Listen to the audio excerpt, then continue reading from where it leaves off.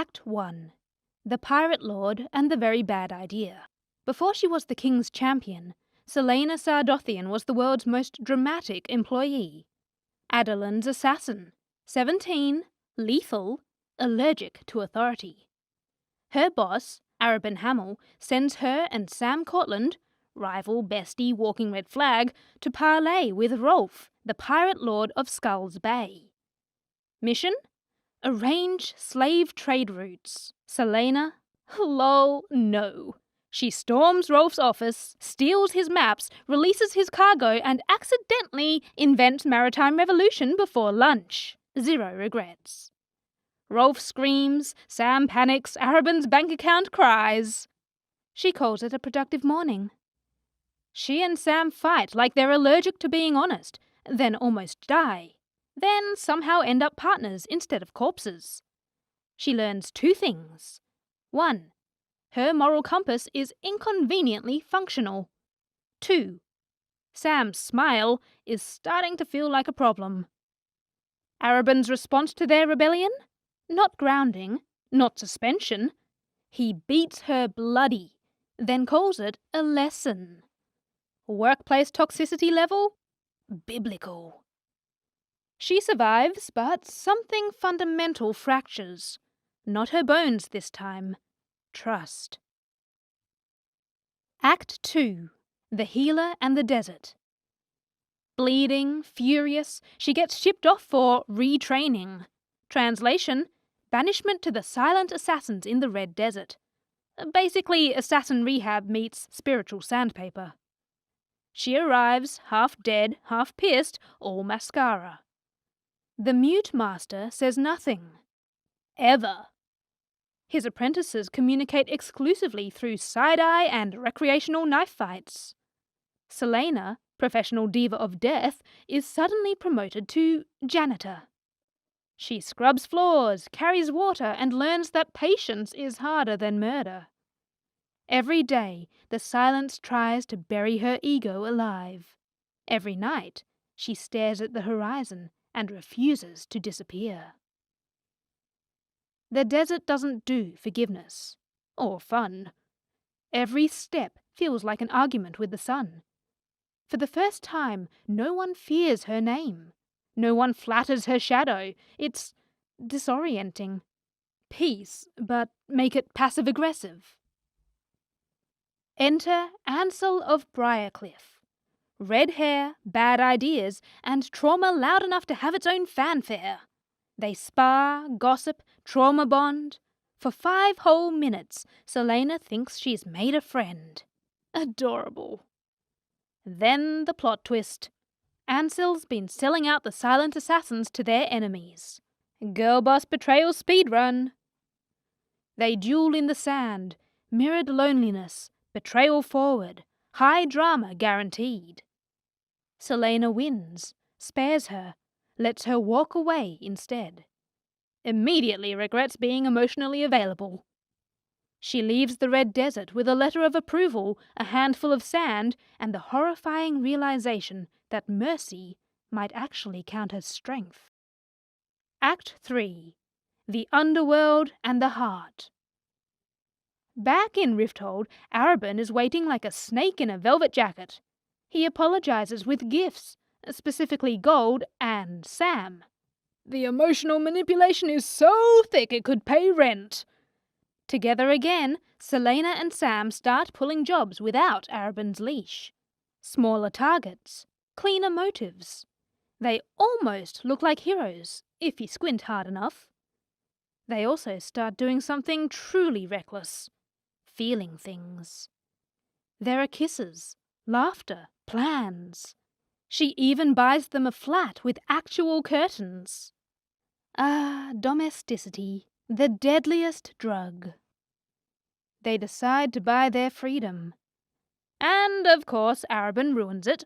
He smiles, takes their money, and sells them out faster than you can say toxic mentor. Sam goes for one last job, and he doesn't come back. Act 4. The Empire and the ending no one wanted. He doesn't come back that night, or the next. The apartment's too quiet. his half of the bed still warm, the air doing a bad impression of everything's fine. Then the whispers start. A job gone wrong, a setup, a body. Classic Rifthold. 10% truth, 90% trauma. She follows the blood trail through the city's underbelly. Docks, alleys, doors that suddenly develop "we're closed" energy when she walks by. Everyone knows something. Everyone values their teeth more. By the time she reaches the warehouse, the smell hits first. Iron, rot, and the ghost of bad decisions. She finds him strung up like punctuation at the end of someone else's story. Every wall smells like iron and grief, the kind of silence that follows a scream and then just keeps breathing. His blood's dry, but her hands come away red anyway. Memory's got range like that. When they finally capture her, she doesn't fight. Not because she can't, but because she's officially out of reasons to follow anyone's rules. The knives drop easy. The silence doesn't. They drag her through Rifthold's streets as dawn laughs in her face. Chains bite, boots echo. The crowd suddenly remembers how to look away. Sentence? Endovia. A lifetime in a salt mine. Or, until someone finishes the job. She looks at the sunrise one last time and whispers a promise the world's not ready to cash.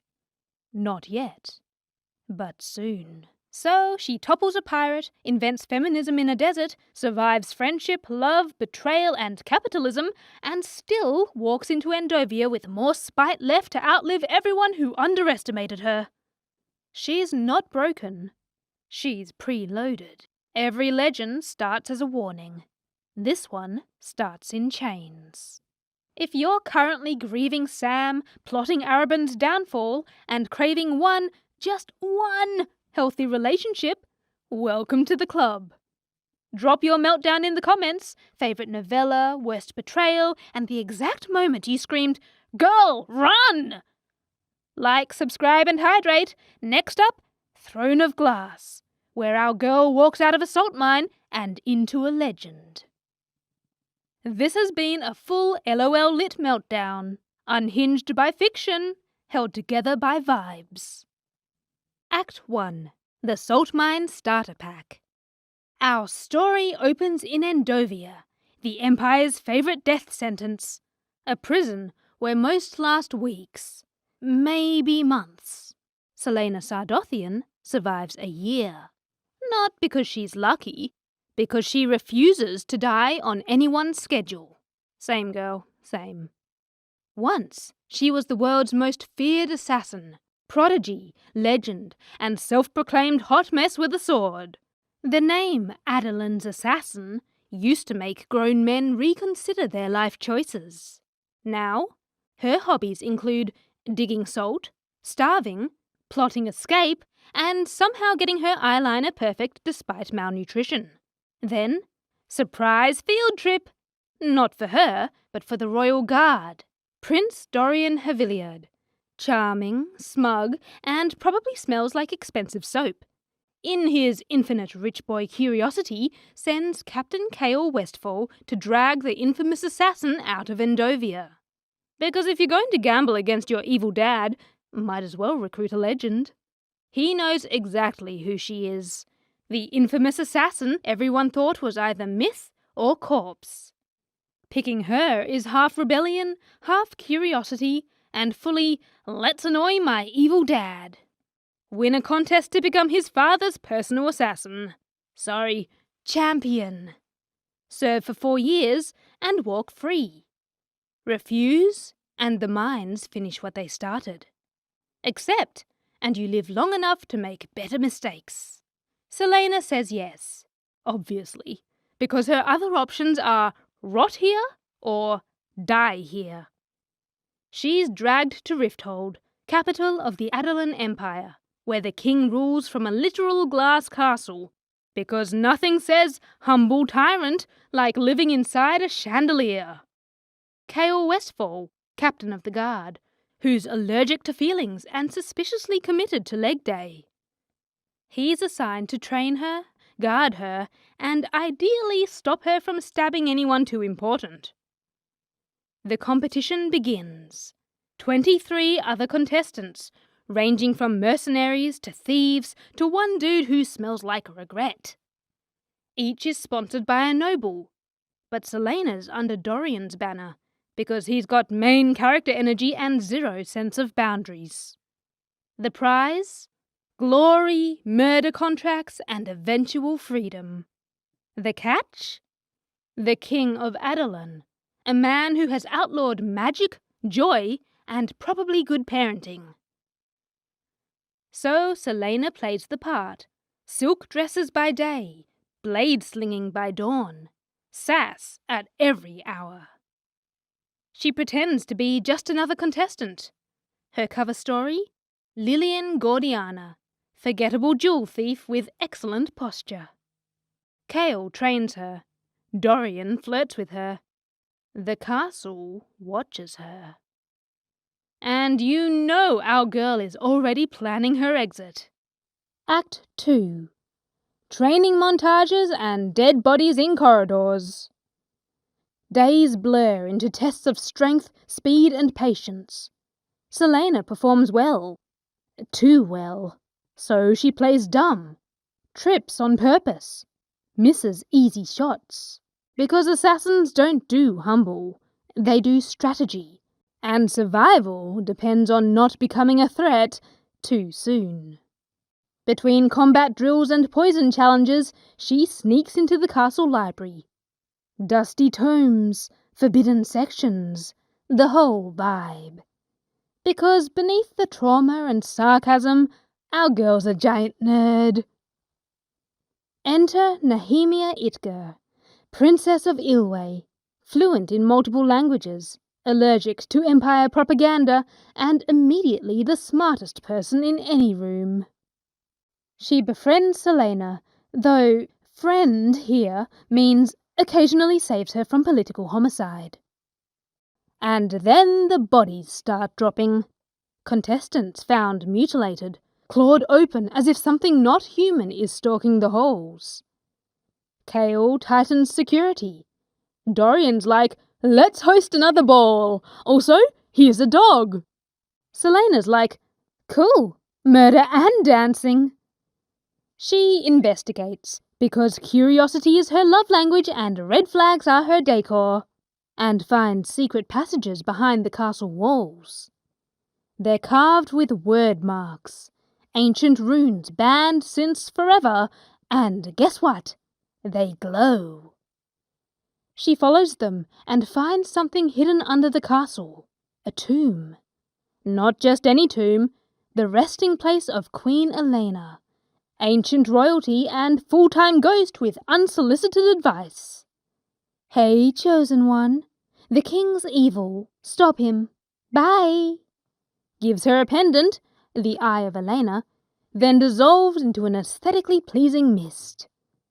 Selena's left to think, cool, add spectral destiny to my stress list. The murders get worse. Word marks start appearing on walls like the castle's sending her a panic attack in calligraphy. Kane, her top rival, is suddenly faster, stronger. Like someone's been microdosing forbidden magic. Selena realizes someone, or something, is hunting them with dark magic. Magic that isn't supposed to exist.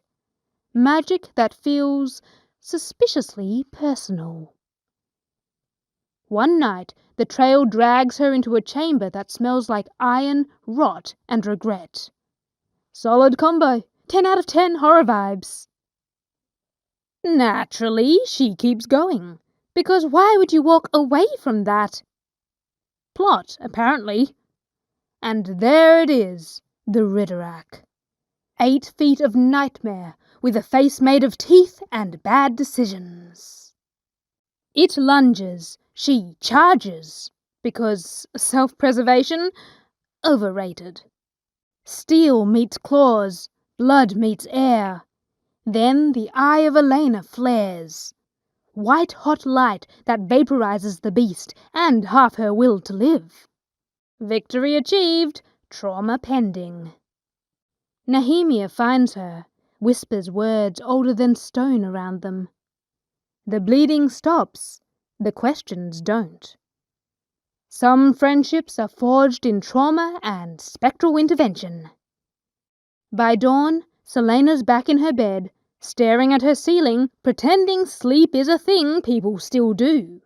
The castle is quiet. For now.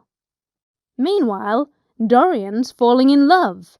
Kael's trying not to, and Selena's just trying to survive, and maybe pet a dog. It's fine. It's chaos. It's a love triangle built on trauma, sharp objects, and mutual emotional repression. Act 3. Magic is illegal, but so are her feelings. The castle is getting creepier by the hour. Shadows move when they shouldn't. Blood smells like prophecy. Selena's nightmares start coming with subtitles. She learns more about the word marks and word keys. Magical artifacts with the power to open portals between worlds. Because the king definitely seems like someone who should have those. Through secret notes and late-night ghost visits, Selena pieces together that the king's been using forbidden magic to summon creatures from another realm. Literal demons. And that's what's killing the contestants. Cue the part where our girl decides she's not waiting for permission to fix it. While everyone else plays politics, she's running around with a dagger and a death wish. She discovers that one of her competitors, Cain, is juiced up on demonic energy and probably working for the king's shadowy scheme. He taunts her, stalks her, and nearly kills her during a trial. But Selena's stubbornness is stronger than his steroids. Nehemia deciphers more word marks. Kael finally admits he cares. Dorian realizes he's in too deep, and maybe has a flicker of forbidden power of his own. And Selena, haunted by ghosts, chained by trauma, starts remembering fragments of a past she can't name. The girl in the glass castle isn't just an assassin. She's a legacy the king's tried to erase. Which is honestly rude because she's clearly main character coded. She can feel it, the pieces of her old life pressing at the edges of her memory, begging to catch fire. Act 4. Glass castles and contractual hell. It's the day of the final duel. The crowd's silent. The king's smirking. Cain's possessed. Selena's poisoned before it starts. Because fairness is for people without plot armor. But apparently the universe said, "Girl, keep swinging." Half-conscious, bleeding, hallucinating demons, and still delivering verbal burns between sword swings. Dorian realizes what's happening and breaks every royal rule to help her. Nehemia's whispering word marks under her breath like it's her side hustle. Then the eye of Aelin explodes in divine light, nukes the demon out of Cain, and for 3 whole seconds, everyone collectively forgets how to blink. Cain hits the floor. Selena's still standing, somehow alive, somehow terrifying. The king claps like this was all part of his little empire branding exercise. But Cain's not done being the worst. He grabs a knife, stumbles up, and goes for her back. And Kael? Captain Emotional Repression finally snaps. One clean strike. End of Cain. The crowd screams. The king pretends not to notice the blood on his marble floors. Selena wins. Technically. Spiritually? She's just unlocked another level of trauma. The king leans in, all casual like, "Congrats, you work for me now." Freedom denied. New job unlocked. Terrible benefits. So she becomes the king's champion, the Empire's favourite assassin on a leash. But when he sends her out to kill, she doesn't. She fakes every death, because morals! And our girl might play the game, but she's not losing it. Dorian's heart breaks in slow motion. Kael's guilt ages him 10 years. Nehemia's side-eye says she knows everything already. Girl, just let us in on the joke! And Selena? She plays along. Because the long game's hers, and she's rewriting destiny while everyone else eats glue. Behind her, the glass castle gleams like a warning. Ahead, the world waits for its next mistake. Inside her, a spark that refuses to die. One day, she'll stop running from who she is. But not today. So, our girl survives a death tournament, 2 emotionally constipated men, murders a monster, wins freedom by becoming the king's personal assassin, and lies her way into legend. Not bad for someone who started in a salt mine. If you're also out here romanticizing trauma arcs and plotting to overthrow fictional monarchs, welcome to the fam. Group therapy meets fanfiction, Tuesdays and Sundays at 9.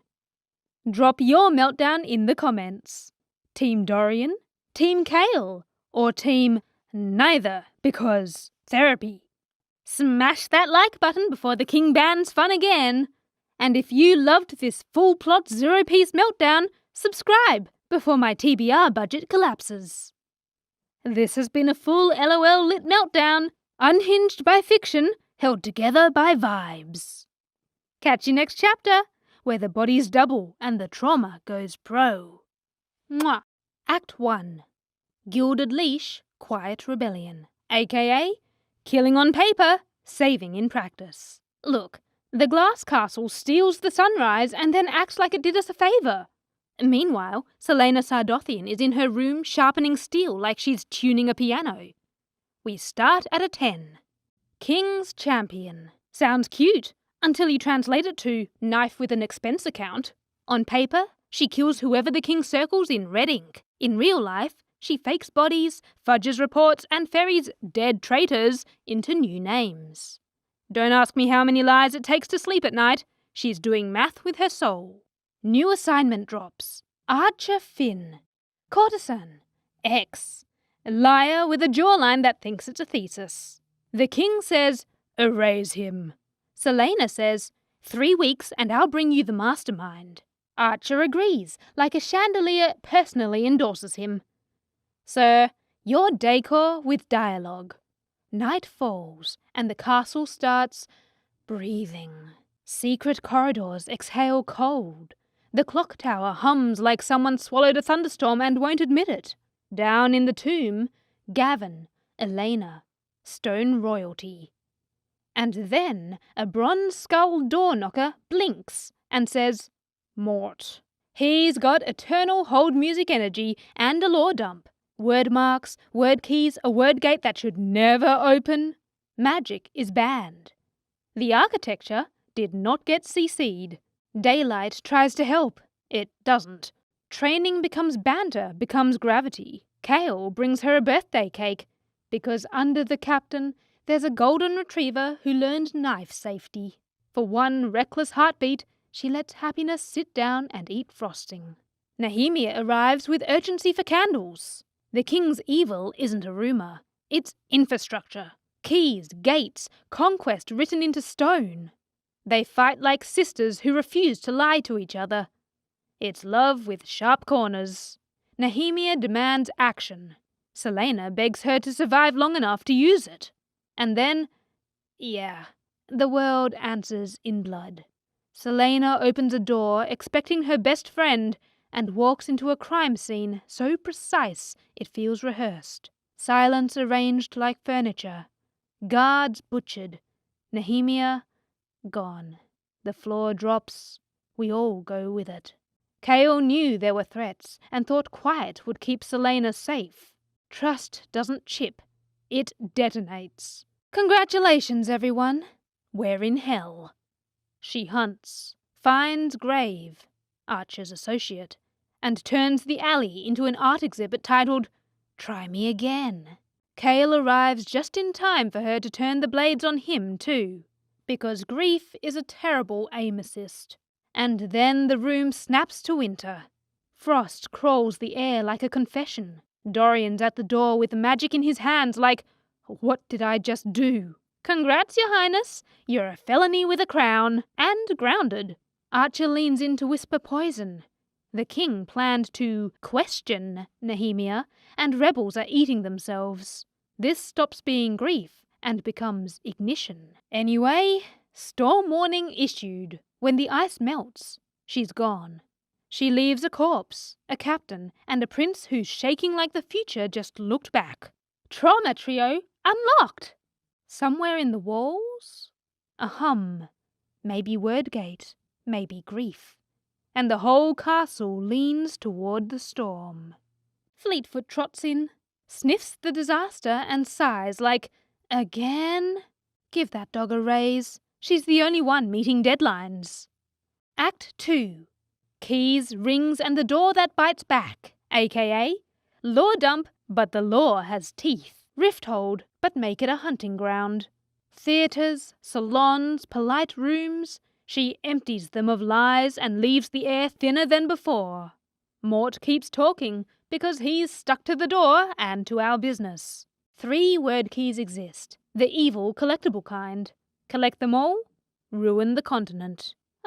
Cool. Dorian is developing a weather problem.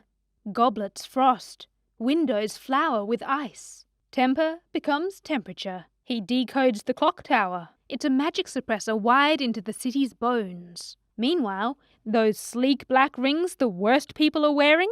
Evil Bluetooth. Do not pair. Archer keeps requesting velvet lit conversations, like ambiance can print a conscience. He warns her about Kael. He stage manages a fake kidnapping to test her. She answers with a warehouse makeover in steel and regret. And he still thinks he's playing chess, while she's inventing new knives. I cannot. Back beneath the castle, math meets mourning. Elena's carvings, plus Nehemia's notes, plus Maud's eternal attitude, equals coordinates.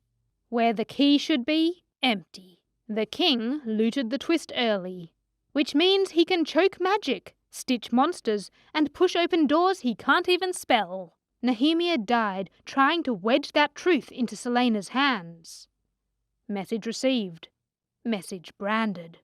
So, yeah, she opens the word gate anyway, because closure is addictive and we're all coping badly. She calls for Nehemia, and the universe sends a creature made of teeth and no refunds. Fleetfoot lunges, because she's a hero.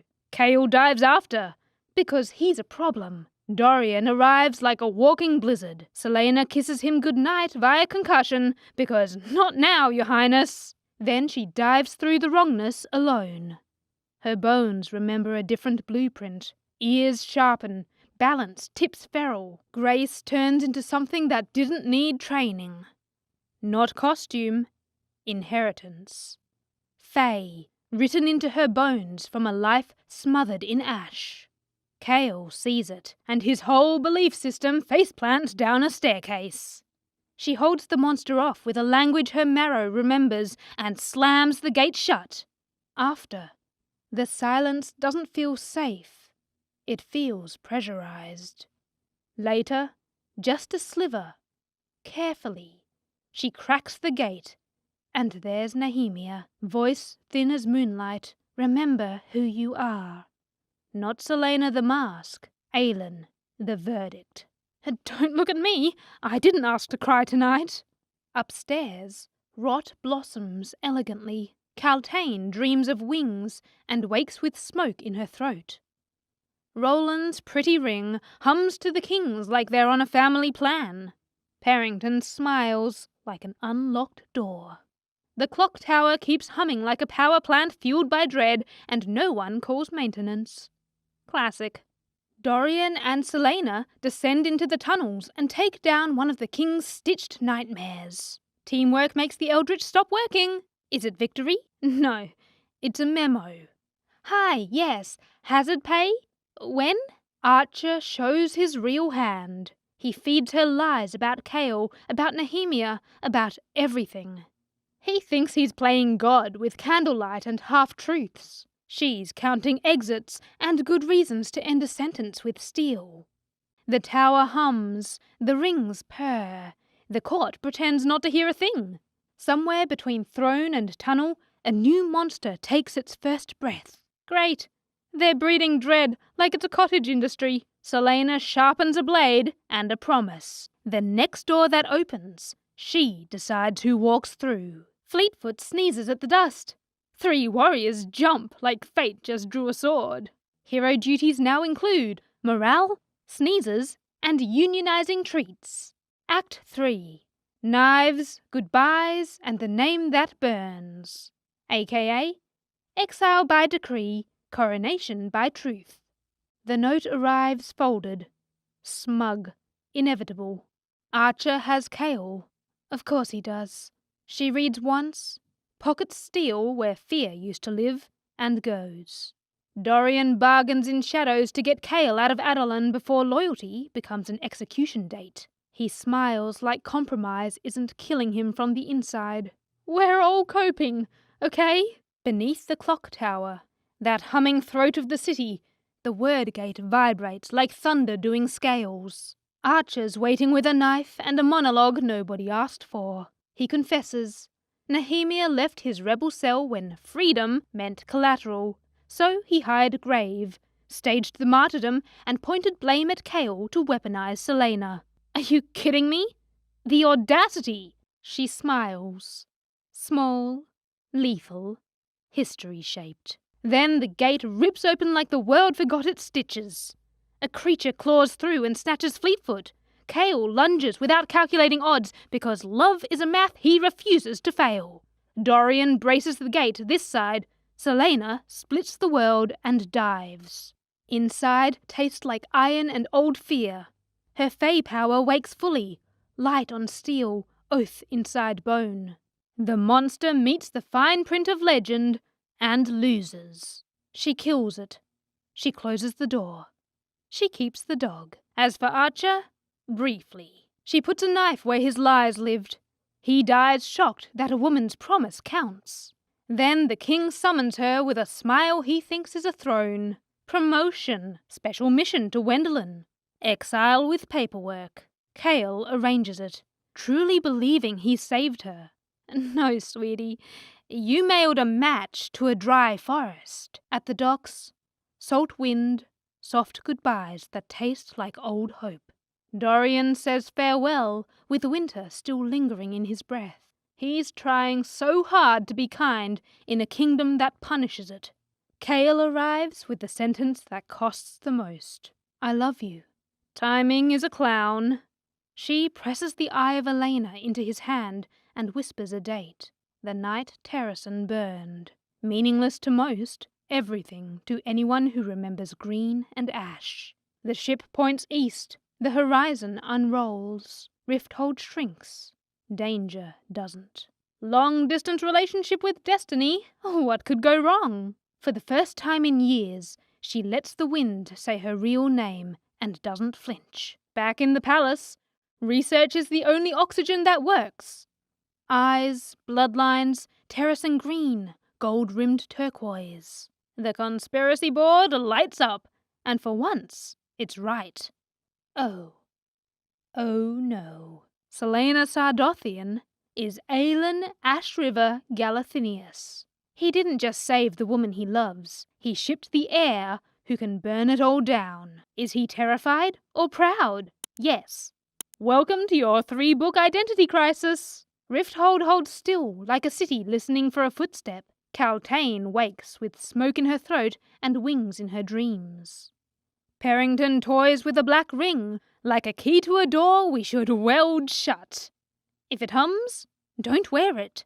The clock tower keeps singing the king's stolen note, but the song's about to change keys. Across the sea, Wendelin's cliffs cut the horizon clean. The ship's wake writes a signature across the sea.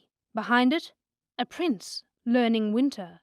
A captain learning faith. Men entering their growth arc era, finally. Ahead, A girl with a crown-shaped problem and zero intention of hiding. So, yeah, she fakes royal murders, loses the one friend who called her higher, opens the wrong door, reveals she's Fae, knifes a liar, and sails away. Not as Selena the survivor, but as Aelin, the problem and the promise. I am not okay. Don't look at me. If you're also coping via sarcasm and sword metaphors, welcome home. Like, subscribe, and hydrate. Next stop, Heir of Fire. Bring tissues and sunscreen for all that character development. This has been a full LOL Lit Meltdown, unhinged by fiction, held together by vibes. See you in Wendelin. Mwah. Act 1. Exile, Ash, and Hawk with Attitude. We open in the brave, battered body of Selena Sardothian, who has crawled out of the wreckage of her old life and landed in Wendelin, clutching her pain like an old coin. She thinks, revenge? Sure. Wine? Also yes. Therapy? Maybe later. The king has sent her to assassinate the handsome and doomed Galen Ashriver, and here she is on his doorstep. Only problem, she really doesn't want to kill him, because Wendelin isn't just enemy territory, it's family territory. Her mother's blood is Fae.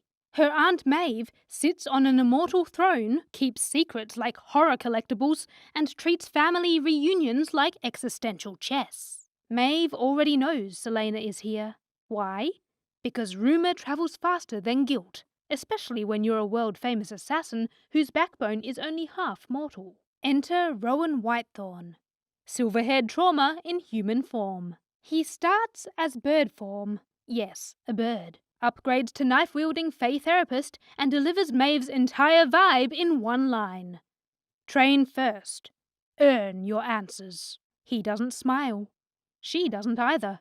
They are basically a support group for people allergic to feelings. Rowan drags her off to Mistwood, a demi-Fae outpost built of fog and cliff and unspoken screams. Mornings? Chores. Afternoons? Combat. Evenings? Nightmares. Rowan's curriculum reads like, shift into your Fae form, don't burn down the forest, maybe admit your name. Aelin's response? Hard pass. Meanwhile, in Rifthold, Dorian Haviliard is hiding his ice magic like it's lingerie. Sorsha, healer, and moral compass malfunctioning, helps him hold it down. Also, Kael Westfall is playing guard captain with a side of existential crisis. Magic exists. His friend's powerless. The girl he loves is gone. She'll drag him later. And then there's Aedion Ashriver, cousin to Aelin. That's right, I said Aelin. General of Terrason, folding smiles into explosions. Back in Mistwood, Rowan pushes. Selena breaks. At night, she visits a graveyard, ancient as regret. Something with a black collar grins and plays her trauma on loop. Dead parents, the burned palace, Nehemia's memory. 10 out of 10 stars in would not recommend. She shatters. Rowan doesn't hand her tissues, he hands her a sword. Fae boot camp. Empathy? Knife edge. Bit by bit, her cold heart thaws into something different. She learns to shift. She learns to hold fire. Magic isn't trickery. It's a sun that remembers her heartbeat from before she remembered heartbreak. Rowan notices. He sees beneath the assassin mask. They start trading histories. Scars instead of silence. He becomes an anchor. She becomes gravity. And across the map, in the smoke and the iron smell of war, enters Manon Blackbeak. Heir to the Iron Teeth Witches. Metal in her veins, hunger in her eyes. Joined by Iskra Yellowlegs and Petra Blueblood. Clans of terror in the sky. A massive wyvern trial. Flying death machines. Iron-spiked tails and unexpected hearts. Manon frees a chained wyvern. Yes, the one everyone calls Bait Beast. Names him Abraxas, and slowly the Iron Teeth heir chooses compassion. The pieces are laid, the map is cracked, and we hold our breath because everything's about to break. Act 2. Fire School, Valg Science, and a wyvern who likes flowers. Mistwood finally exhales. Just for a second. Then the corpses show up. Wrong faces, black rings, that "why did we ever think this was safe?" vibe. Rowan and Selena follow the trail. Caves humming like the earth once out of God's contract. Inside, hundreds of soldiers, General Nerok, and 3 princes pretending to be human. The Valg, demons in borrowed skin, fueled by nightmare and the word keys. Selena's fire flickers. The air tastes like guilt. They bait a Valg. It nearly kills her. Then they lure it into a nest of skinwalkers. Demon versus demon. Someone forgot to check the risks. They run. They realize this isn't random. It's recon. Mistwood is on the menu. Rowan goes full battlefield dad, prepping wards, setting out demi-fae, mapping tunnels. While Selena pushes bonfires until the heat forgets how to stop. Rowan sees the whip scars on her back. The glacier cracks. They stop pretending this is training. It's war. It's feelings. It's everything. Meanwhile, Manon and Abraxas have started flying like they were made for this. Spider silk stitches in wyvern wings. Iron spikes forged for tails. She rides the wind like it's rent-free. Then, during a ravine trial, Petra falls. Her wyvern flails. Manon saves her. The heir of carnage chooses mercy. Back in Rifthold, tension bubbles like bad tea. Adian leaks intel like it's candy. Kale realizes every alliance ages like milk. Dorian and Sorsha plan their portable apocalypse. Tea, trembling hands, doomed hope. Back to Mistwood, the storm hits. Narok, the Valg, the army. Selena steps into the tunnel network with Rowan at her back. The Valg princes whisper her grief. Parents, Nehemia, the blaze she started. She almost breaks. Rowan anchors. Karanam clicks. Shared strength, shared chaos, shared feelings. Codependency, but make it magic.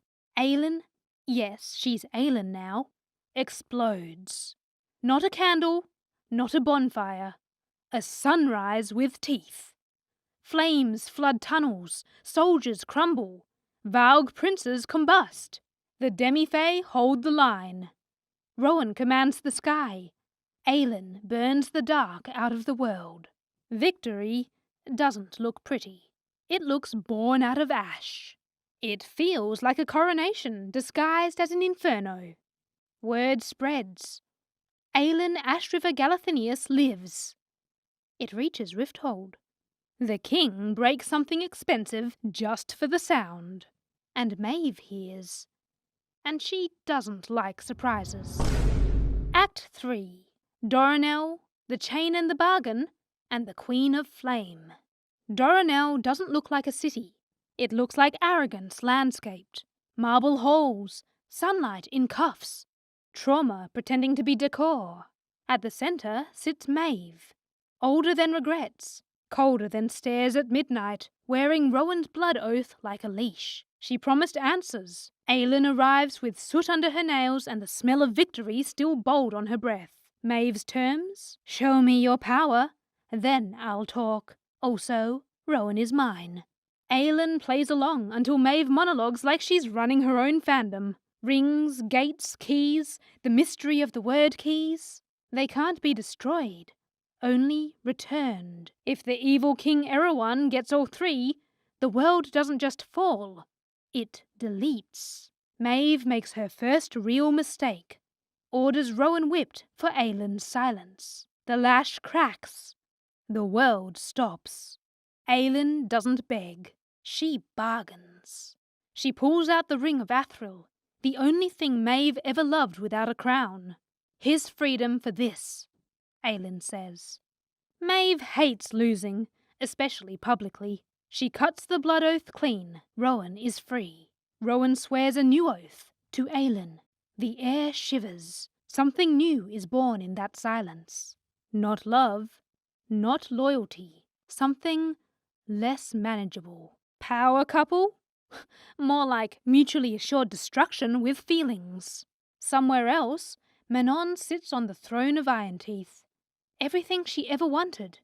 Title, power, respect covered in blood, and something unwanted. Feelings. Abraxas likes wildflowers. Manon watches sunsets like they personally offended her. In Rifthold, the king declares it's group betrayal hour. Aedion, Kael, Dorian, Sorsha, all lined up like it's casual Friday at the guillotine. Sorsha confesses she's been helping rebels, and she loves Dorian. The king's answer? Decapitation. 0-star stay for unsolicited murder. Time breaks. So does Dorian. Ice floods the room. The collar snaps onto his neck. He goes from charming prince to possessed icicle in 5 seconds flat. Kael bolts. Not cowardice. Somebody has to live to clean this mess later. Aedion laughs in the king's face. Chains. He wears them like jewelry. Iconic. Back at sea, Aelin boards for Adelin. She's done hiding. Done playing mortal-sized games. She's heading home.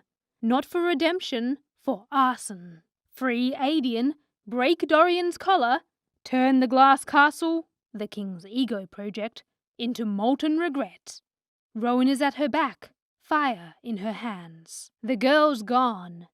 The heir is awake. And somewhere on a mountain cinematic, Manon watches a sunset. Abraxas sniffs wildflowers. The king sharpens his knives. Erewhon listens. Patient, ancient, and so not done. We close on the girl who crawled into exile and stood up a queen with a crown of embers, and the world just caught fire. So, what happened? She lands in exile, gets a murder hawk for a mentor, invents Karanam therapy, roughly, hey, let's share scars and bond like magical codependents. Burns Valg princes into confetti, walks into Maeve's palace and trades jewelry for freedom, forms a court out of trauma and pettiness, sails home as Aelin Ashriver Galathynius, while Dorian's collared, Aedion's captured, Kael's running for plot relevance, and Manon's learning empathy, which is wild considering she's the war beast. I'm fine. I'm not fine. If you're also grieving Sorsha, saluting Abraxas, and praying for Dorian's single functioning brain cell to survive the collar, welcome to the support group. Drop your meltdown in the comments. What's your favourite Mistwood moment? Most feral Maeve quote? The exact second Abraxas stole your soul? Like, subscribe and hydrate, because next up, Queen of Shadows, where the girl boss resurrection arc walks back into Rifthold with a hit list and a lighter. This has been a full LOL Lit Meltdown, unhinged by fiction, held together by vibes. Act 1. She came back meaner, aka Rifthold, meet your problem. The book opens with the city still pretending everything's fine. Spoiler, it's not. Rifthold's full of demons, lies, and unpaid taxes, and right in the middle walks Aelin Galathynius, formerly Selena Sardothian, now full-time queen, part-time fire hazard. She lands in Rifthold solo. Rowan shows up later like, I heard you started a revolution without me.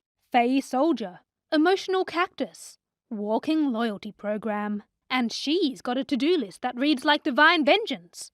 Rescue cousin Aiden Ashriver before his public execution. Destroy Arabin Hamel, mentor/abuser/gaslight king. Save Dorian, who's currently possessed by a literal demon. And maybe topple the Adelin Empire for dessert. So, busy week. She waltzes back into Arabin's office like she never left. The place still smells like expensive oil and bad decisions. He calls her my darling. And she smiles in that very specific, I could kill you with a lamp way. He's aging, smug, draped in red silk and delusion. He wants a demon specimen for study. She says sure, knowing she's about to study his corpse instead. He keeps trying the old tricks. soft voice, half compliments, that lazy grin he thinks hides the violence. She lets him think he's winning, because revenge tastes better slow-cooked. Every smile is a countdown. Meanwhile, Kael Westfall, disgraced captain-turned-resistance dad, is hiding with Nesrin Falik, the only competent person left. He's allergic to magic.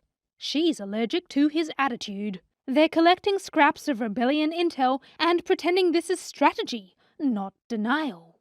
When Aelin and Kael see each other again, the air turns into an argument with swords. He's angry she's powerful. She's angry he's moral on a curve. It's beautiful, in a car crash way. Rowan quietly decides to stand between them before the room catches fire. Aelin doesn't apologize for who she's become.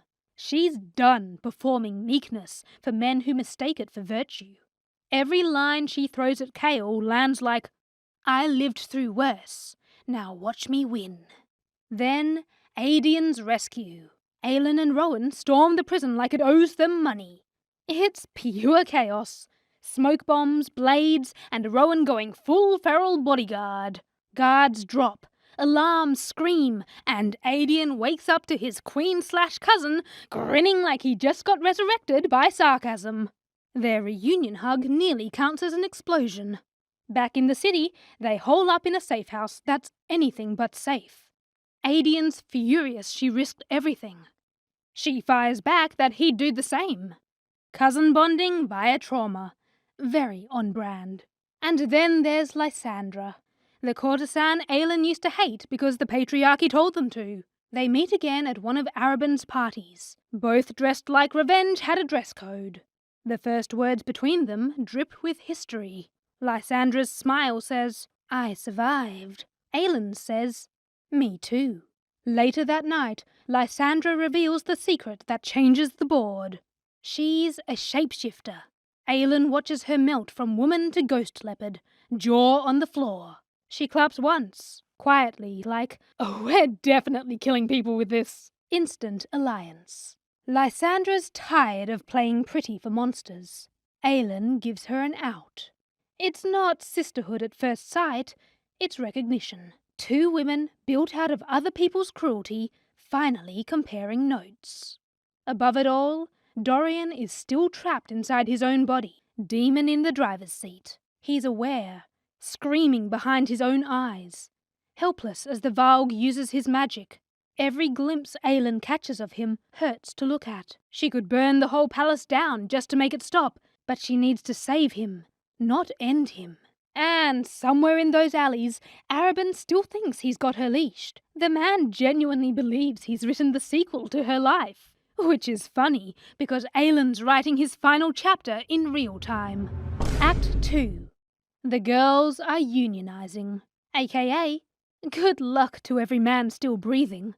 So now, Aelin has the pieces on the board. Rowan, Aedian, Lysandra, access to Araban's info, and a city that thinks the quiet assassin girl came back. She didn't. The one who came back does strategy and grudge work. She starts building her crew for real. Rowan, Fey bodyguard, emotional cactus, human sword rack, Aedian, war hero with a death wish and cheekbones that demand applause. Lysandra, courtesan turned chaos shifter who's one bad day away from starting a union. You can tell it's a good plan because every single man in Rifthold would hate it. Kael, meanwhile, is trying to run a revolution without magic, fun, or flexible thinking. It's basically a book club with swords. Every time he and Aelin talk, it turns into a low-key war about who gets to decide what saving the kingdom looks like. He calls her reckless. She calls him nostalgic for oppression. Fair. Meanwhile, cut to Morath, the king's bad factory. Duke Parrington, definitely possessed, definitely gross, is running demon science fairs with Vernon Loken, human mildew, and a whole lot of women being used as vessels for something that should have stayed in another dimension. Enter Manon Blackbeak, iron teeth, gold eyes, murder ballerina. She was raised to follow orders and bite throats. Not to wonder if she's on the wrong side. But even she watches what Parrington and Vernon are doing and goes, Okay, but this is gross. That's how bad it is. Manon thinks it's too much. She's leading her 13, riding her anxious wyvern Abraxas, who acts like a traumatized golden retriever with wings. She's supposed to build an evil army. Instead, she keeps accidentally growing a conscience. And into that mess walks Elide Loken, bad leg, worse uncle, smarter than anyone in the room, and currently Vernon's favourite hostage. She remembers Terrason, remembers the stories about the lost queen, and she is holding on to that like oxygen. Manon's told to kill her. Manon looks at her, looks at the men giving orders, and decides the orders can go to hell. She doesn't say it, but the vibe is, girl, run. It's the start of a friendship built entirely on mutual loathing of men in power. Back in Rifthold, Arabin Hamel is still doing his favourite hobby, underestimating women. He gives Aelin gifts, uses pet names, pretends he's mentoring, not manipulating. The man could gaslight a brick wall.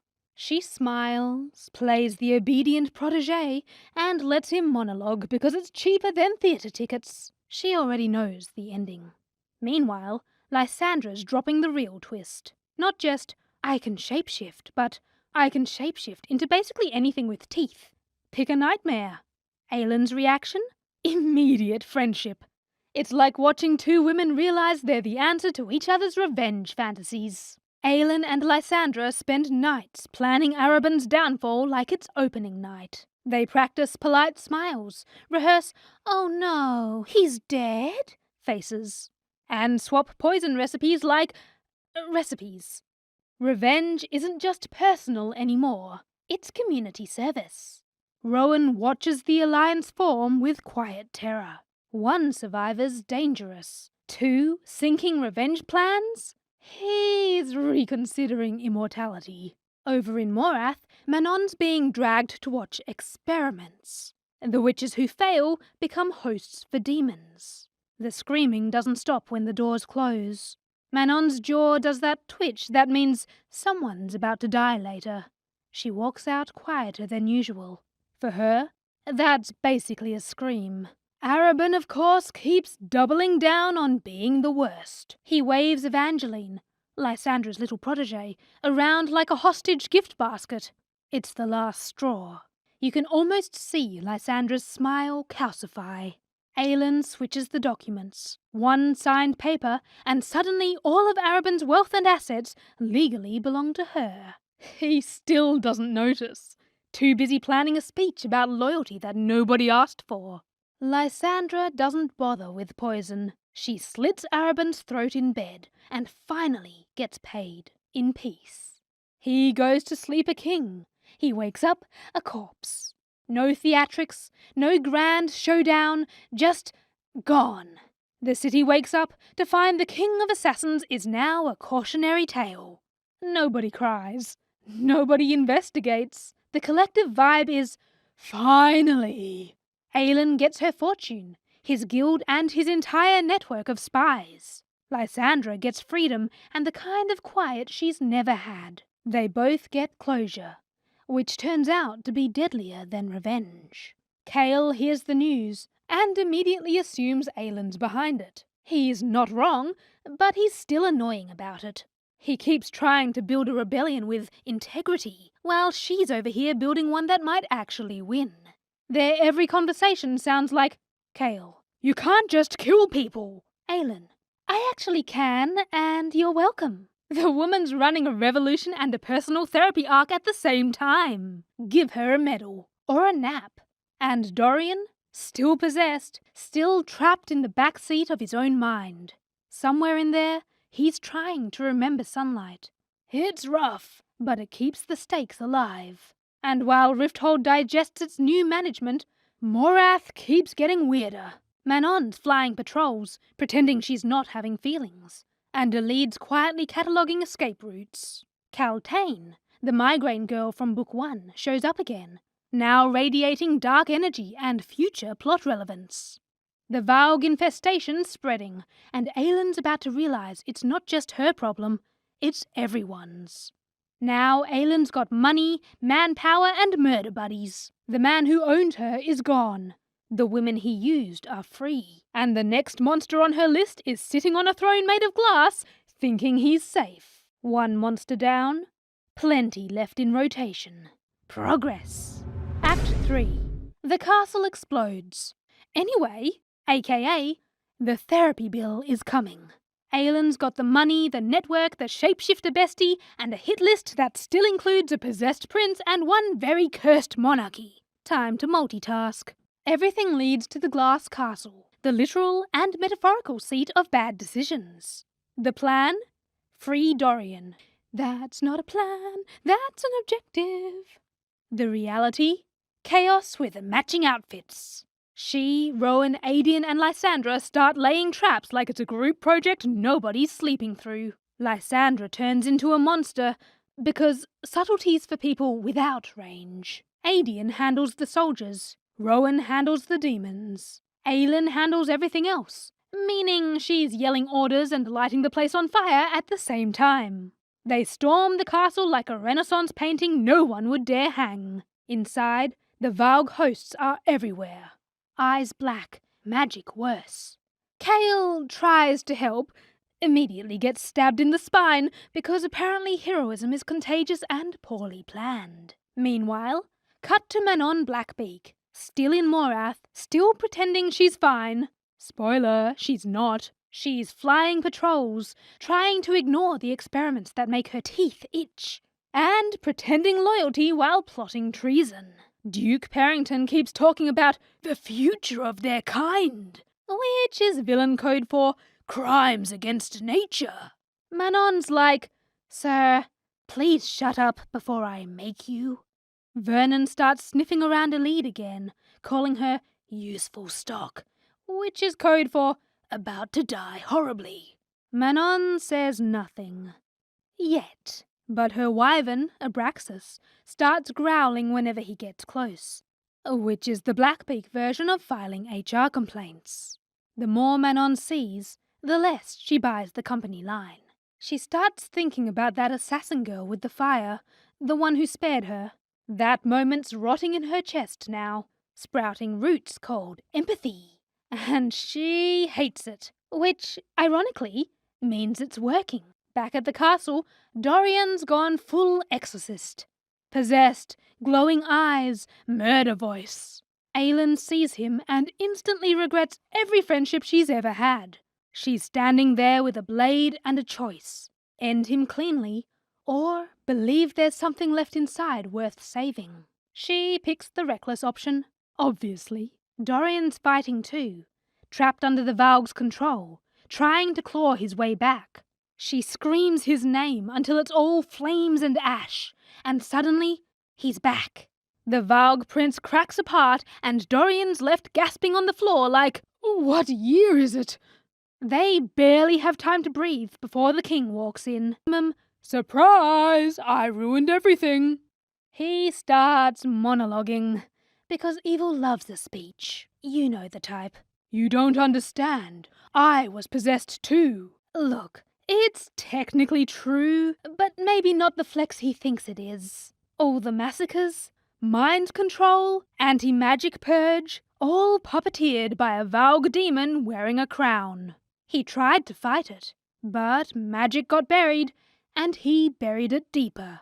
Classic, "I meant well while committing atrocities" energy. Dorian listens, doesn't flinch. Then he looks at Aelin, at the ruins of everything he used to be, and decides mercy's overrated.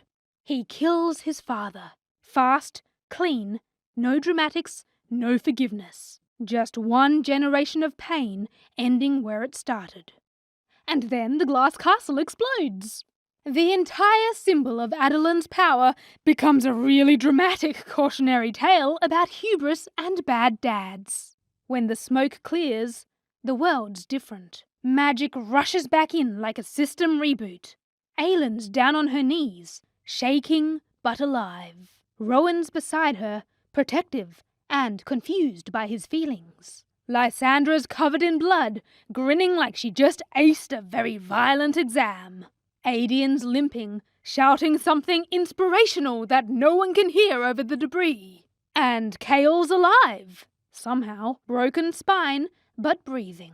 He'll spend the next book learning that emotional paralysis was actually the bigger problem. Dorian stands in the ruins, crownless, but king anyway. He looks about 12 seconds from a breakdown, but also ready to tax the rich. So we'll call that growth. And across the Empire, Manon's still flying.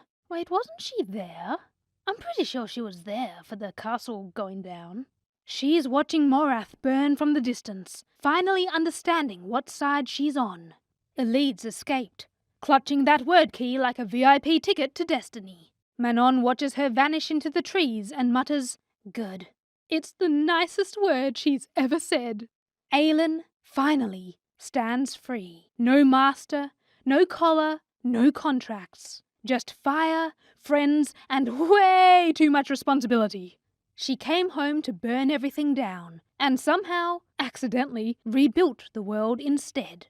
The castle's gone, the monarchy's toast, and everyone's traumatized but technically alive. She did what she came to do. Now the world gets to panic about what she'll do next. Honestly, slay, Queen. You burned the monarchy and still made it look like self-care. So, yeah. She comes home, kills her abuser, frees her cousin, saves a possessed prince, topples an empire, and somehow walks out wearing closure-like armor. Dorian's a king. Kael's on medical leave. Rowan's learning emotions. Lysandra's free. Manon's rethinking ethics, and Elid's carrying destiny in her pocket. Aelin's just standing there like, who's next? We started with a girl in chains, and now she's the one blazing the trail. Or the castle. Same difference. If you're also coping via sarcasm, trauma bonding, and the bad guy finally eating his own betrayal, welcome home. Drop your meltdown in the comments. Lysandra's glow-up, Aelin's takeover, Manon's moral crisis. Pick your arc and stand by it. We're all fine. Emotionally, probably. Anyway, smash subscribe and remember to like and hydrate. This has been a full LOL Lit Meltdown, unhinged by fiction, held together by vibes. Okay, listen, we're doing Empire of Storms and Tower of Dawn together in one video because the tandem read is superior. And if you disagree, that's fine. You're allowed to be wrong in public. These books happen on the same timeline, during the same war, under the same cosmic we're all doomed weather system, just on different sides of the continent. Empire of Storms is basically all Aelin. Tower of Dawn is basically all Kael, and reading them separately is like watching half a season of TV and then wondering why everyone keeps talking about characters you've never met. So today, we're dual-wielding plot lines. Bring snacks, bring a map, put a pin in your sanity. It's coming back with teeth. Act 1. Stormfronts, broken spines, and witches developing morals. AKA, everyone is lying about being fine. The whole continent right now feels like that moment before a storm, when the air gets too still and someone goes, it's probably nothing. It's not nothing. Everyone is lying, especially the people who say they have a plan. Let's start up north, where the stakes are already tap dancing on the edge of a cliff, and the cliff is on fire. Aelin's front. I have a plan. She does not have a plan. Aelin Galathynius is marching across territories like a one-woman political problem with a crown and unresolved issues. Every kingdom she walks into gets instantly stressed. Every lord she negotiates with looks like they're reconsidering the invention of leadership. She insists she has everything under control, but she's hanging on by a thread and lying about it convincingly, which, honestly, same. Her court is trailing behind her, trying to keep her from combusting in public. Rowan's hovering like a husband-shaped fire extinguisher. Aedian looks like he hasn't known peace since birth. Lysandra is doing battlefield strategy and emotional support at the same time, like a saint with fangs. And Dorian is in his whole post-Valg existential spiral era, but he's doing it fashionably, so... Anyway, while Aelin is out here collecting armies like cursed trading cards and calling it leadership, the story hard cuts across the ocean to a man getting spiritually humbled. Kael's front. The healing side quest from hell. far across the sea, Kael Westfall arrives in the Kagan's glittering empire, looking like a man who has not slept since Book 2. He's here for 2 jobs: fix his spine and convince a world superpower to help save Aurelia. He is mentally prepared for neither. Enter Irene Towers. Healer royalty, cardigan-wrapped moral backbone, and absolutely done with everyone's nonsense. She takes one look at Kael and reads him like a warning label. May cause denial, may cause crying. Do not operate heavy emotions while using. Kael tries to be stoic. Irene hits him with a calm, professional, no actually, and drags him into a healing regime that is basically emotional warfare with good posture. And while Kael is getting humbled hourly, Nesrin is out here accidentally being the competent one. Scouting, networking, doing diplomacy like, hi, yes, I'm the one who can function. File that away. It's going to matter. Painfully. Cool. Love growth. Hate peace. Because now we're cutting to Morath, where the vibes are Evil Fortress, and the main hobby is trauma. Manon Blackbeak. Please pause while our queen arrives. A moment of silence for the woman who owns this plot. Okay, so, high above Morath, Manon is doing her iron teeth routine. Deadly, gorgeous, emotionally repressed. But even she can feel something is wrong in this fortress. The Valg corruption is spreading. The witches are being funneled into horrors she refuses to name out loud. And her instincts are screaming, this place is not survivable. Then comes the moment that rewires her entire arc. While on a raid, she corners a Croken witch. She lifts her blade, she hesitates, and she spares her. Iron Teeth witches do not spare Crokens. The 13 witness it. The audience screams. Her grandmother probably feels it through the air like a disturbance in the force. This is the first spark, the tiny fracture in Manon's obedient facade. The moment where she chooses morality over murder, even if she would rather chew off her own tongue than admit that's what it is. Okay, back to Aelin, because the universe heard she was having a normal day and took that personally. Aelin at sea, the Ilkan attack no one wanted. Aelin's ship gets ambushed by Ilkan, Valg creatures that look like someone designed a demon while sleep-deprived and angry at God. The attack is messy and loud and way too close. Aelin throws fire because of course she does. But it's not cinematic hero mode, it's please stop trying to kill us, I haven't had breakfast energy. Rowan is fighting like every Ilkan personally offended him. Aideen is one bad swing away from swearing off seawater forever. Lysandra is on deck like, do not test me. I will become a sea monster out of spite. They win, technically, but it's the kind of win where everyone looks at each other like, okay, so we're doomed, right? Meanwhile, in the south, Kael is discovering that healing is actually just combat, but internal. Kael at the Torre. Healing is a strong word. Back south, Kael is getting wrung out emotionally like a damp towel. Irene's magic drags him through every memory he's been avoiding for 4 books. He tries to resist. He fails. He cries. A lot. It's an arc, and we're proud of him, but wow, is it rough. Meanwhile, the empire around them is shifting. The Kagan's heirs are watching, some friendly, some dangerous, and Kael is too busy having his soul pressure washed to notice half of it. Nesrin notices everything. And while Nesrin is quietly clocking every threat in a 10-mile radius, Morath is winding up its favourite genre, Grandma violence. Manon. Grandma Blackbeak has entered the chat, and it's not good. Grandmother Blackbeak is furious that Manon spared a Croken. Furious enough to threaten the 13. She calls Manon weak, calls her found family liabilities. Tries to yank away everything Manon has ever been taught to value.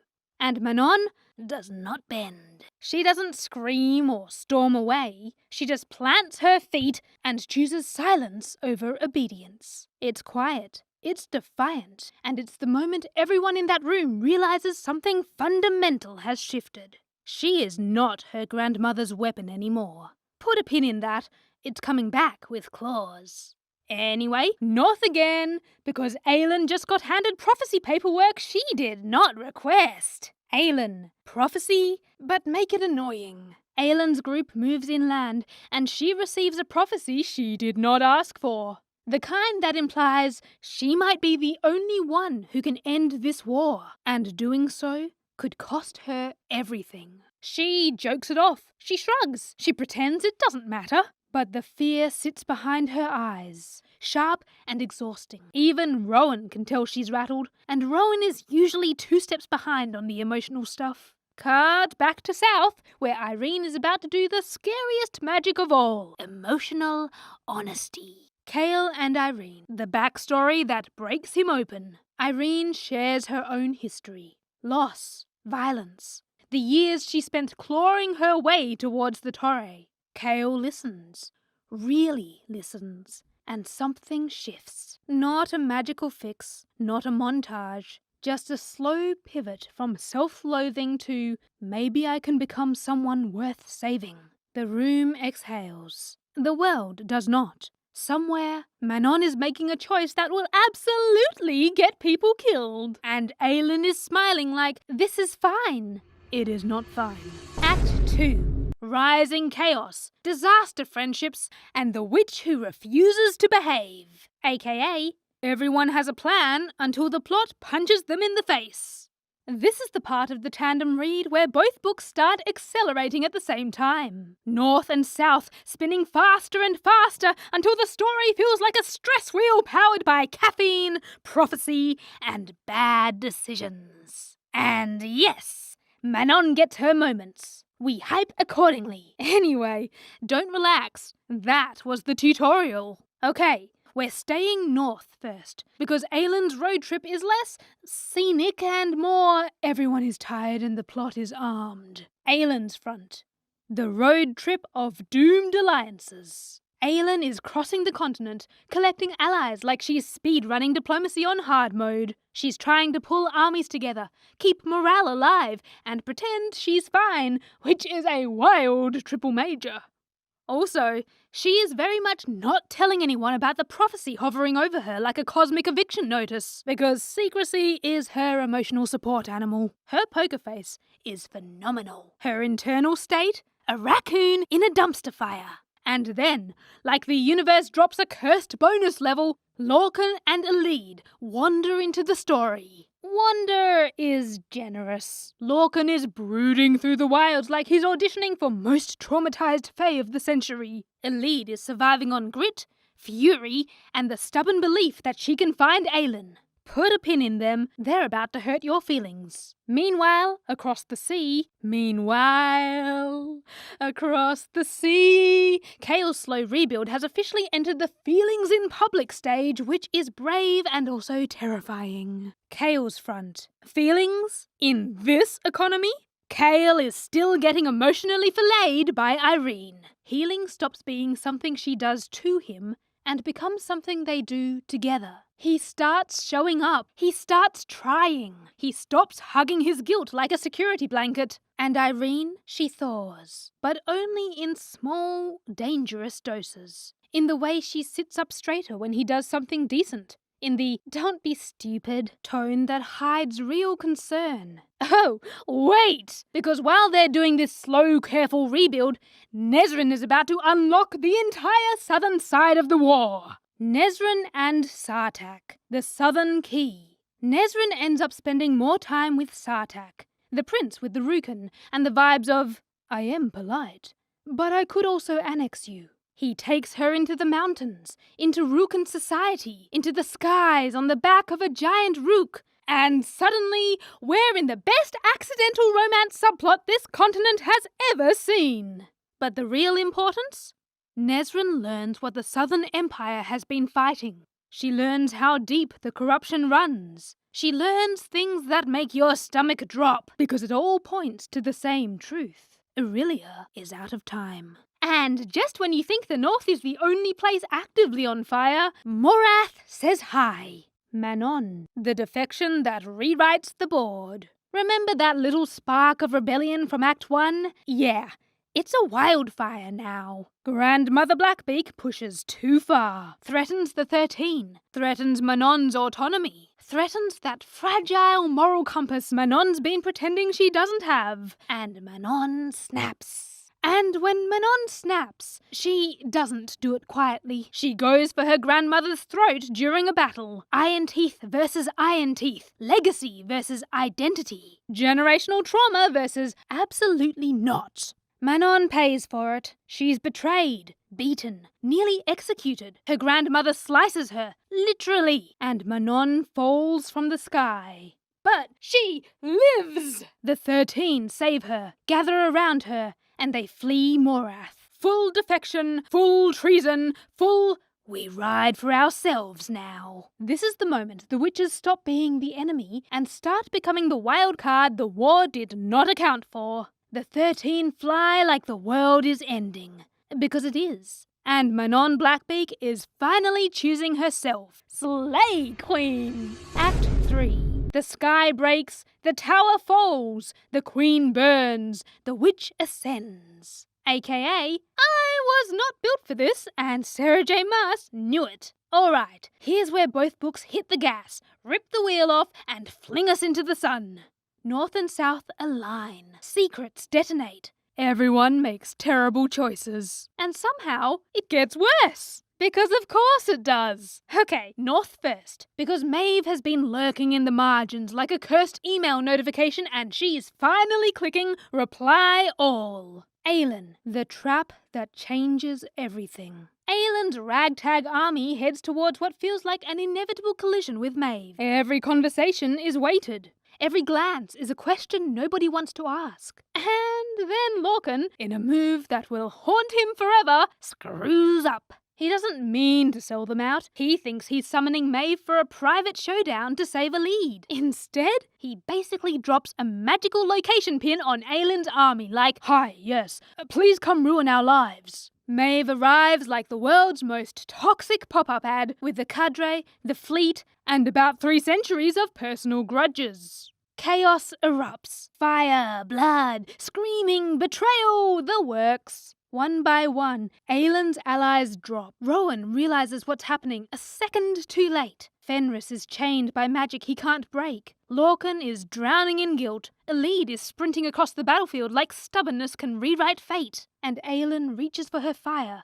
for herself, and Maeve rips it away. Maeve captures her, just like that. The Queen of Terrasen is chained, gagged, caged, and dragged onto a ship headed straight for hell. Do not breathe yet. That was not the worst part. Hard cut south because while Aelin is being kidnapped into hell, the Khaganate is discovering their palace has been haunted this whole time. Kael. The coup, the corridors, the Tower of Dawn. While Aelin is being violently life-ruined, Kael and Irene are dealing with their own nightmare. The Valg have infiltrated the palace. Not random monsters, not a stray demon, full embedded corruption. Servants, guards, princes, quietly puppeted. The palace flips from royal splendor to war zone in seconds. Irene is nearly assassinated. Kael is nearly possessed. Nezrin and Sartak come in hot with the, "By the way, the Valg are older than your entire empire," lore bomb. The Valg try to take the Torre, the literal heart of healing and knowledge. And the Torre refuses. The healers fight. Irene stands in the center like a glowing wall of "absolutely not in my tower." Kael, even half-healed, throws himself into the battle like purpose finally has teeth. Nezrin and Sartak bring the Rukin crashing through the sky like cavalry with feathers. It's brutal. It's catastrophic. It's victory snatched from disaster. And the Empire finally sees the truth. They have to join the war. Curtains open in a dark room. The air smells like smoke and antiseptic. Kael stands taller, not because his spine is fixed, but because something inside him finally is. And somewhere, far away, Aelin is falling. And if you thought that was enough emotional damage for one timeline, nope. Because Manon is about to square up with her entire bloodline. Manon, the crown she earns in blood. Manon confronts her grandmother again. This time, there's no hesitation, no obedience left to weaponize. She fights the Blackbeak matron, claw and wing, steal and scream. Bloodline versus chosen identity. It's raw, it's vicious, its decades of control burning away in one impossible act of rebellion. And afterwards, the truth detonates. Manon is half Kroken, the very thing she was raised to hate. Her identity rewritten in one heartbeat. And what does she do? She pivots. She chooses a new future with that laser-focused witch determination. She will unite the witches. Iron Teeth, Kroken, all of them. A queen in the making. A force the war hasn't accounted for yet. Anyway, while Manon is ascending, Aelin, the ending that ruined everyone. Aelin is imprisoned in Maeve's iron coffin-like box, gagged, chained, restrained by labyrinthine magic meant to break her mind, body, and flame. Maeve tortures her, starves her, strips away every scrap of fire she has left. Days blur, nights collapse, time stops behaving like time and turns into something thick and endless. And still, Aelin refuses to break. Every time Maeve cracks her open, Aelin claws the pieces back together and dares her to try again. And when Maeve can't break her, she hands her over to Cairn. Not to finish the job, but because he'll enjoy it. Because where Maeve wanted Aelin broken, Cairn wants her aware. Empire of Storms ends with Aelin chained, gagged, locked in a coffin, and delivered to a sadist who makes monsters flinch. Rude. And then, because Sarah J. Maas enjoys emotional whiplash as a literary device, Tower of Dawn ends on the exact opposite of whatever just happened to Aelin. Chaol. Hope, literally. Chaol survives the coup. Irene heals him fully, body and spirit. The Khaganate pledges forces, not out of charity, but because they've seen the truth up close. This war will reach them, whether they want it to or not. Sartak is named heir, the Rukn stand ready, and suddenly the entire Southern Empire isn't watching from afar. It's pointed north. Eyes open, wings spread. The books sink like a punch to the throat. One story ends in ruin, the other ends on light. This is why the tandem read wins. These books were designed to collide. The world tilts. Rowan is tearing the map apart, trying to find Aelin. Manon is building a crown out of ash and intent. And the war is coming, whether anyone is ready or not. So, yeah, Aelin gets jump-scared by betrayal. Chaol gets emotionally reassembled by a healer with 0 patience. Nezrin unlocks the southern key, Manon yeets her bloodline into the trash and calls it growth, and the tandem read ends with hope on one side and hell on the other. I am not okay. Don't look at me. If you're also coping by sarcasm and catastrophic character arcs, welcome home. Drop your meltdown in the comments. Did Manon's ancestry twist send you feral? Did Chaol's healing arc make you care more than you were emotionally prepared for? And the Aelin ending? Be honest, did you consider launching the book into the sun? Like, subscribe and hydrate. Next stop, Kingdom of Ash, where the split timelines end and the emotional damage is collaborative. Bring tissues and a helmet. This has been a full LOL Lit Meltdown, unhinged by fiction, held together by vibes. Now excuse me while I go lie face down on the floor. Mwah. Act 1. Iron Coffin, Missing Queen. AKA, everyone's screwed and she's in a box. Okay, so, when this book opens, the world is actively collapsing and the woman who normally handles this sort of thing is sealed inside an iron coffin. Aelin Galathynius, fire-breathing menace, overqualified war solution, has been captured by Maeve, Queen of the Fae, who decided that killing her would be too easy and breaking her would be more efficient. Because of course she did. Subtlety truly is dead. Maeve doesn't even do the hands-on work herself. No, she outsources. Enter Cairn. Remember that guy? He's Maeve's sadistic enforcer. The kind of man who hears torture and thinks, finally, a hobby. So it's not just isolation, it's methodical cruelty. No light, no sound, no sense of time. And Cairn shows up like a calendar reminder to make sure pain stays on schedule. Cool. Sensory deprivation.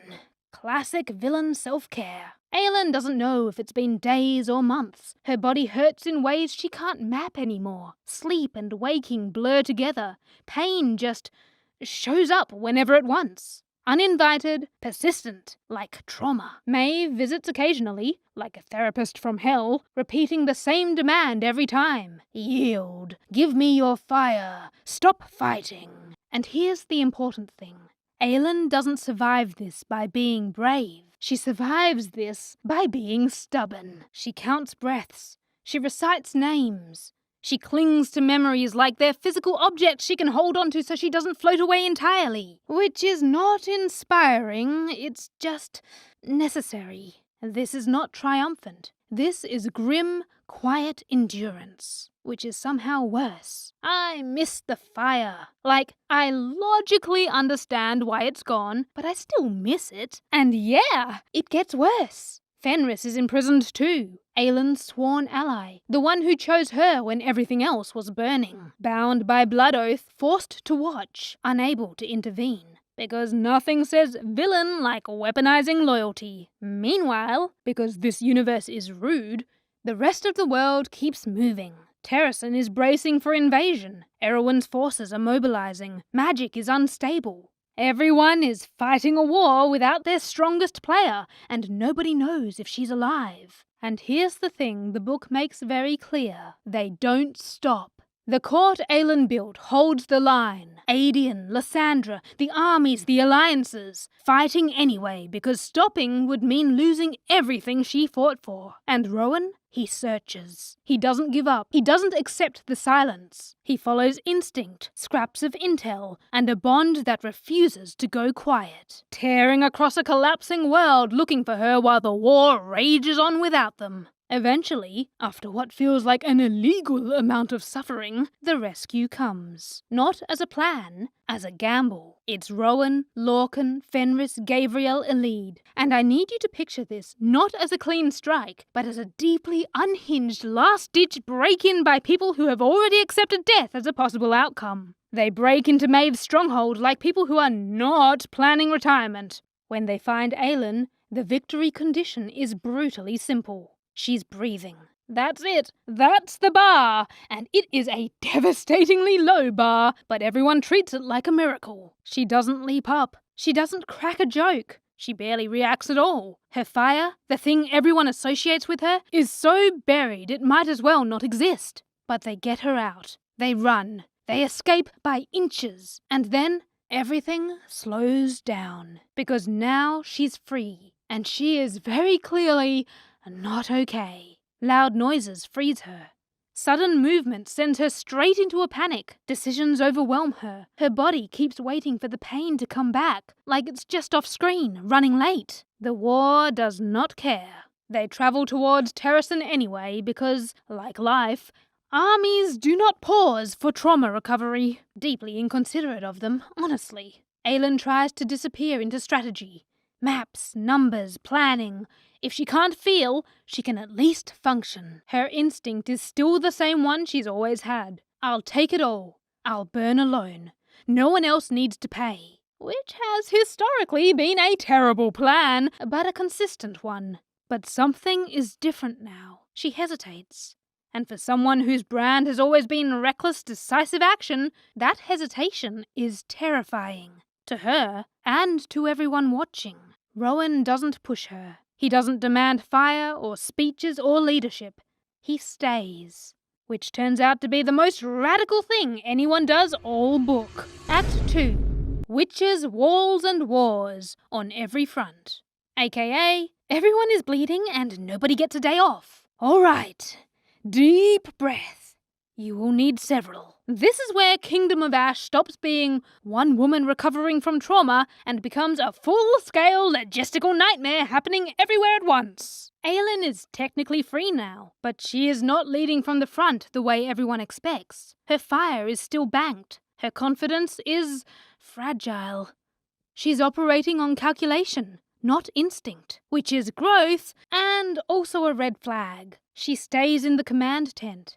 She lets other people take the field. This is new. This is uncomfortable. This is, apparently, necessary. Also deeply offensive to anyone hoping for a cool flaming entrance and a 3-minute fix. And while Terrason is shoring up defenses and doing war math that never adds up, everything else starts detonating. Let's talk witches, because wow, that escalates quickly. Manon Blackbeak is leading the Iron Teeth Witches, which already feels illegal given where she started. She has rejected her grandmother's doctrine, embraced her Crocan heritage, and chosen compassion in a society that treats mercy like a character flaw. Shockingly, this is not a popular management style. The Iron Teeth are restless. The Crocans are fractured.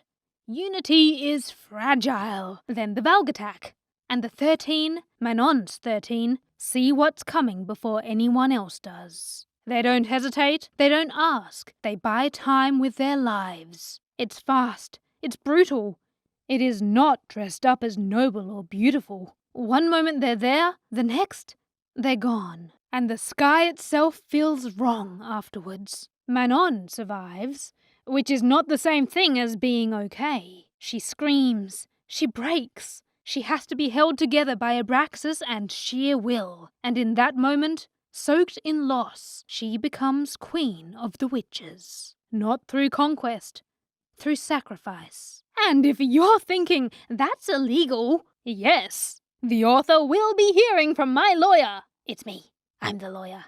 I'm crying. Somewhere far away, Aelin feels that loss like a physical blow. She doesn't comment on it. She just adds it to the growing ledger of reasons this war is personal now. Meanwhile, Elide Loken continues doing the most with the least. No magic, no protection, no safety net. Just awareness, timing, and the absolute refusal to die. She keeps Lorcan anchored to reality when his instinct is to self-destruct in penance. Their dynamic is quiet but crucial. Elide survives by thinking. Lorcan survives by listening. Neither makes it alone. And the book never lets you forget that Elide's survival is earned. Every step costs something. This is not plot armor.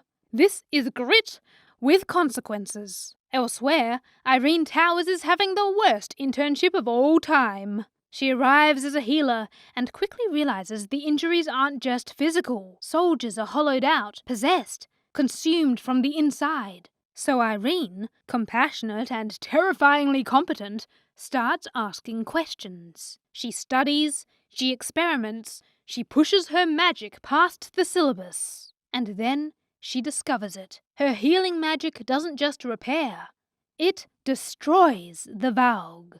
Quietly, completely. Like the universe finally found the correct setting. She isn't a weapon. She's the answer. Which is an insane amount of responsibility for someone who absolutely did not sign up for this. But, here we are. Back in Terrason, the pressure keeps closing in. The walls are barely holding, supplies are strained, casualties keep climbing, and Aelin is still holding herself back, terrified that if she unleashes her fire and loses control again, she won't survive it this time. People are scared. They want their queen. They want the legend. They want the woman who burns problems until they stop existing. Unfortunately, that option is currently unavailable. Cool. Love that for everyone. Aelin feels that expectation like hands on her throat. And here's the shift. She doesn't snap, she doesn't run, she doesn't martyr herself. Which is frankly shocking behavior for her. She starts trusting. She lets Rowan lead charges. She listens to Dorian. She folds Irene's discoveries into strategy instead of dismissing them. She treats Manon as an equal ruler, not a weapon to be aimed. This is slower, harder, leadership without theatrics. And, unfortunately, this war does not care about personal growth. Because a new reality starts taking shape in camp, passed between commanders, healers, and people who know too much lore for comfort. There is a way to end this. The lock. The word keys. The gods. A solution that could stop the war, if someone is willing to pay the cost. Everyone hates this idea on sight. Aelin hears it, and goes still. Because she already knows what the cost will be. She always has. Surviving this war may require something worse than dying, and the person everyone expects to make that choice has already given more than enough. Act 3. The lock, the lie, and the aftermath nobody walks away from. AKA, the gods get fired and the bill comes due. And yeah, that's when the universe stops pretending there's a clean way out. Because the only solution left isn't a battle, it's a sacrifice. Not to win the war, to end it. The lock, the gods. Which sounds mythic until you realize they're basically debt collectors with better lighting. Cold, demanding, deeply uninterested in the world actively ending downstairs. Have you ever tried to reschedule an end-of-the-world event? Yeah, same energy. They want payment. Blood, power, soul. Not metaphorical, not symbolic, very literal, very rude. Aelin bargains anyway, because of course she does, trying to pay Elena's debt with her own body, like that has ever worked for her. And the gods destroy Elena anyway. No mercy, no trade, just a cosmic thanks for playing. Marla slips Aelin a kernel of power, not a rescue. A match. So Aelin does the only reasonable thing left. She shoves the gods back through the gate and slams it shut behind them. Evicted, furious, and absolutely not invited back. No forwarding address. And if you felt betrayed, good, that's correct. The lock takes most of her fire. Not all, but enough that she will never be infinite again. Which is rude, terrifying, permanent. And then, because the universe does not pause for symbolism, the war keeps going. Maeve dies by Aelin's hand. Personal, earned, burned. Not a trick, not an accident. Aelin gets close enough, with Dorian holding Maeve's mind games at bay, and drives Goldrun into her. Fire finishes what the coffin started. She gets ended by the woman she tried to break. And then there's Erewhon, undone by Irene. Not destroyed like a monster, but healed out of existence.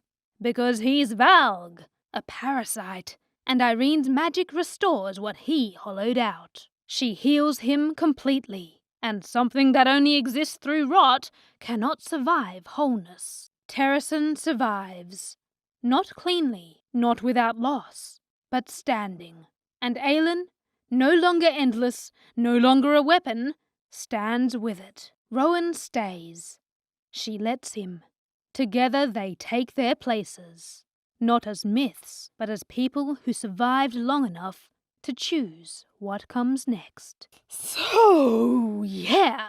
This is the end of an entire era. 8 books of knives, crowns, bad coping mechanisms, and one woman spending her whole life sprinting from assassin to queen like the universe is chasing her with a receipt. And at the very end of all that, she survives an iron coffin, fires the gods, loses most of her fire, watches the world bleed, and chooses to live anyway. Not as a legend, not as a weapon, but as a woman who is very, very tired and still standing. Which, it turns out, is the most dangerous version of her yet. When Kingdom of Ash first came out, we really thought that was the end. Which, looking back, adorable. Because apparently the Maasverse is just getting started. And yes, ACOTAR 6 is drafted. But as of today, there's still no official release date. So we will be rereading, annotating, and emotionally pre-grieving like professionals. Drop your meltdown in the comments. The sacrifice that ruined you. The moment you had to put the book down. The character you will never emotionally recover from. Like, subscribe, hydrate, because this feels like an ending. But in this universe, endings are often just pauses with better lighting. This has been a full LOL Lit Meltdown, unhinged by fiction, held together by vibes. Mwah.